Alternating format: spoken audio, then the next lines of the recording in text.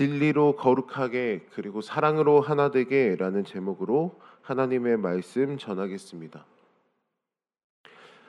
나이가 한 살 한 살 들면서 생각이 깊어지는 것이 하나가 있습니다. 바로 희생이라는 단어인데요. 이것은 곧 부모님에 대한 생각으로 이어진 것 같습니다. 성인이 되어 점점 이제 나이가 들면서 나 한 명 키우시기 위해 희생하셨던 부모님들의 노고가 보이는 것, 눈에 보이기 시작하는 것, 그것은 이제 점점 더 성인이 돼간다는 증거인 것 같습니다. 생각해 보면 자녀는 부모를 위해 생명을 내어주는 경우가 그다지 많지 않지만 부모는 자식을 위해 생명을 내어놓는 경우가 많습니다.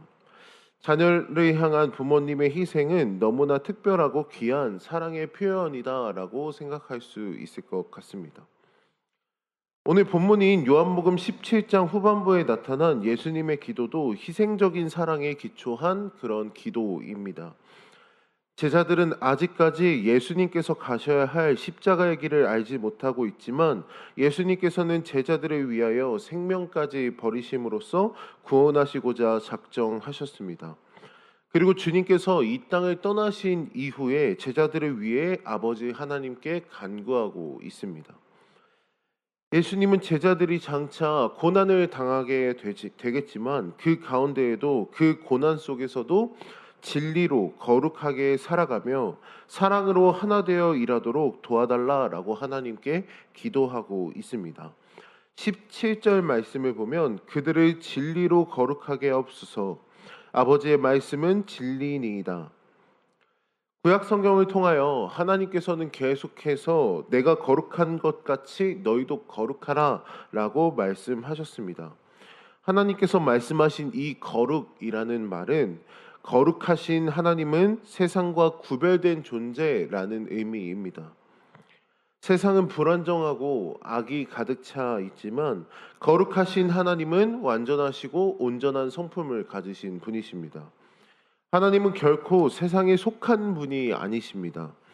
예수님께서 제자들을 거룩하게 해달라는 이 기도 역시 세상에 속하지 않도록 이 제자들을 지켜달라라는 기도입니다. 세상과 구별되어 살아감으로써 복음을 전하고 하나님의 영광을 나타내는 존재가 되게 해달라라는 기도였던 것이죠. 어떻게 거룩하며 세상에 속하지 않은 채 구별되어 살아갈 수 있을까요? 예수님은 진리로 제자들을 거룩하게 해달라고 말씀하셨고 또한 아버지의 말씀은 진리이시다라고 말씀하셨습니다. 우리는 오늘도 복음의 말씀을 붙들고 있을 때 세상과 구별될 수 있습니다. 세상에 속하지 않고 오히려 세상을 변화시킬 수 있습니다. 어두워져가는 이 세상에 복음의 빛을 비추는 거룩한 저와 여러분들이 되시기를 주님의 이름으로 축복합니다. 이어서 예수님은 제자들이 사랑으로 하나 되게 해달라라고 간구하십니다. 우리가 읽진 않았지만 21절 말씀에 이렇게 기록되어 있습니다. 아버지여, 아버지께서 내 안에 내가 아버지 안에 있는 것 같이 그들도 다 하나가 되어 우리 안에 있게 하사 세상으로 아버지께서 나를 보내신 것을 믿게 하옵소서. 사랑의 하나님께서는 독생자 예수 그리스도를 사랑하시며 예수님 하나님의 말씀에 순종함으로써 그 사랑을 표현하셨습니다. 예수님께서는 제자들도 주님의 사랑 안에서 연합하고 돌아보며 하나 되기를 원하셨습니다. 주님의 사랑은 생명까지 내어주는 아주 희생적인 사랑입니다.